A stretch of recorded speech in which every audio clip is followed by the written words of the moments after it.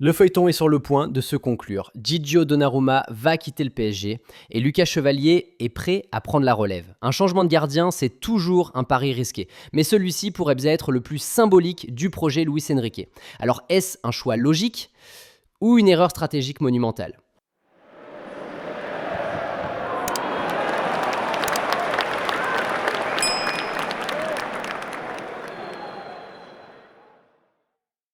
Fabrizio Romano, le journaliste mercato le plus écouté du moment, a lâché la bombe. Paris Saint-Germain est proche d'un accord total avec Lucas Chevalier. Le jeune gardien du LOSC a déjà trouvé un accord avec le PSG et les discussions entre les deux clubs sont à un stade avancé. Nasser Al-Khelaifi en personne est impliqué dans les négociations. Le message est clair. Ce n'est pas un simple plan B. Chevalier est le choix du club. Mais de l'autre côté, l'Italie bruise de rumeurs sur l'avenir de Donnarumma. Selon Gianluca Di Marzio, le portier italien souhaite rester à Paris, il aime le club, la ville et veut prolonger l'aventure. Pourtant, Giulio Cardone, journaliste à la Repubblica, affirme que plusieurs clubs de Premier League, dont Manchester United et Manchester City, sont intéressés.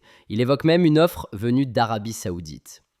Et comme souvent, les réseaux sociaux ont un temps d'avance.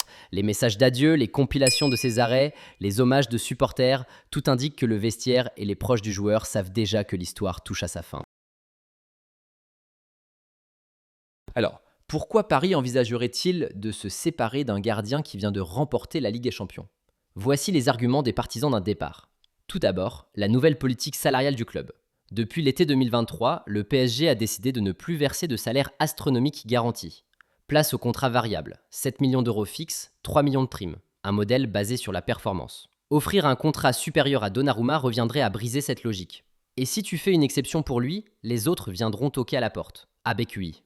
Ensuite, il y a la stratégie globale. Le PSG veut cesser d'être le pigeon du mercato. Fini l'époque où on surpayait les joueurs pour les attirer. Aujourd'hui, c'est le club qui fixe les règles. Il y a des régrontes. Cette nuit, il ne faut pas oublier non plus que Donnarumma n'est pas un choix de Luis Enrique. Il est arrivé bien avant l'Espagnol et son style, très peu à l'aise au pied, ne correspond pas à l'ADN du jeu de position que prône l'ancien coach du Barça. Autre facteur, le timing contractuel. Donnarumma est sous contrat jusqu'en 2026. Si le PSG ne le prolonge pas maintenant, il faudra le vendre cet été pour ne pas le perdre libre dans 2 ans.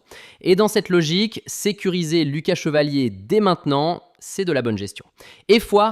Et puis, Chevalier n'est pas un pari venu de nulle part. Il a montré de belles choses avec Lille, a joué la Ligue des Champions et il est français. Et il incarne la volonté du PSG de redevenir un club avec une vraie identité locale. Alors, sur le plan émotionnel, certains supporters n'ont pas oublié les erreurs passées, les bourdes face au Real Madrid en 2022, les hésitations à la relance, les prestations en dents de scie pendant plusieurs saisons. Même s'il a été excellent ces 6 derniers mois, le doute subsiste. Et il y a aussi la question de la loyauté. Donnarumma est parti libre de Milan pour un plus gros salaire à Paris. Peut-on vraiment lui faire confiance sur le long terme ? N'a-t-il pas un historique de décision purement financière ? Et enfin, il y a une volonté de renouvellement symbolique. Avec Chevalier, Paris aurait un gardien jeune, français, formé en France, qui pourrait incarner la nouvelle ère du club. Un gardien qui en plus coûterait bien moins cher en salaire. Mais tout le monde n'est pas d'accord. Pour beaucoup, laisser partir Donnarumma maintenant serait une erreur monumentale.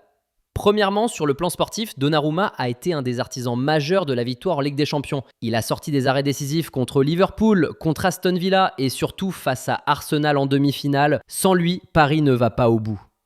Et c'est là que réside le paradoxe. Au moment où il atteint enfin son meilleur niveau à Paris, au moment où il a fait taire les critiques, on envisagerait de le vendre ? Il a été régulier, concentré, décisif, il a gagné en maturité. Il s'est imposé comme une voix importante dans le vestiaire. Lucas Chevalier, lui, reste une promesse.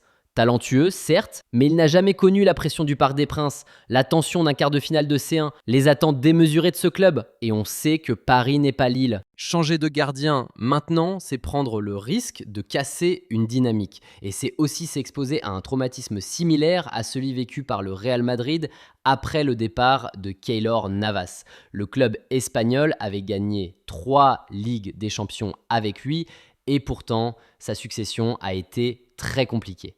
Il ne faut pas oublier que Thibaut Courtois, aujourd'hui considéré comme l'un des meilleurs gardiens du monde, a mis 2 saisons pour vraiment s'imposer au Real Madrid.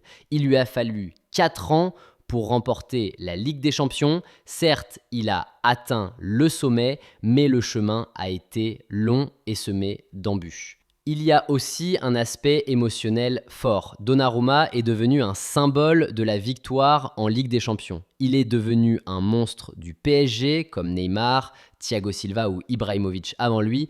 Il fera partie de l'histoire du club.